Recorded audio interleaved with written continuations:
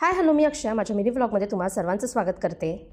मध्ये राहत असताना बऱ्याच लोकांचा वीकेंड हा असाच ठरलेला असतो आणि इथे राहणारे माझ्याशी बहुतेक सहमत होणारी लोक असतील ते म्हणजे फिरायला जाऊ न जाऊ परंतु प्रत्येक वीकेंडला लुलू सुपर मार्केटची ग्रोसरी शॉपिंगची फेरी ठरलेलीच असते आणि आम्हाला जाता जाता वाटेतच लागणारा संगम रेस्टॉरंटला ब्रंच किंवा लंच करायचं आणि तिथे आमचे काही खास आवडते पदार्थ ठरलेले आहेत. मसाला डोसा, मैसूर मसाला डोसा, पुरी भाजी, सेट डोसा, अगदी सर्वच फ्रेश. डोस्यासोबतच त्याच्या तिन्ही रंगाच्या चटण्या सुद्धा. इथूनच पुढे WTC मॉल, जो आमच्या घरापासून अगदी 5 मिनिटांच्या अंतरावर, ज्यामध्ये कपड्यांच्या शॉपिंगसाठी सुद्धा बरेचसे आउटलेट्स आणि लुलू सुपर मार्केट सुद्धा.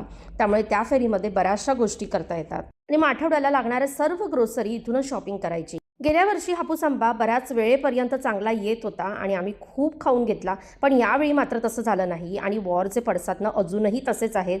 भाज्यांचे दर तर जास्त आहेतच, शिवाय क्वालिटी पण म्हणाल ना तर तितकी फ्रेश येत नाहीये. आणि बऱ्याच जणांना प्रश्न असेल की भारतात एवढ्या सगळ्या प्रकारच्या भाज्या मिळतात, त्या सर्व इथे मिळतात का?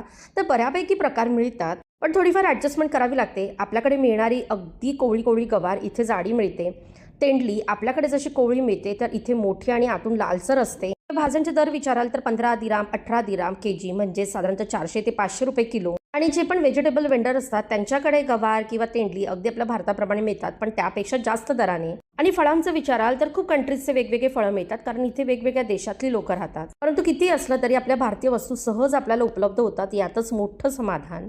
आणि किती लिस्ट ठरलेली असेल ना तरी सुद्धा संपूर्ण हायपर मार्केट फिरून आणखी काय काय आहे हे पाहिल्याशिवाय पाय काही निघत नाही. आणि माझ्याशी ना बरेच जण इथले रिलेट करतील. भारतात आपण महिन्यातून एकदा डीमार्टला वगैरे जाऊन संपूर्ण महिनाभराचा किराणा भरतो, पण इथे तसं होत नाही. प्रत्येक विकेंडला Lulu, day to day, Carrefour यांच्या फेऱ्या ठरलेल्याच.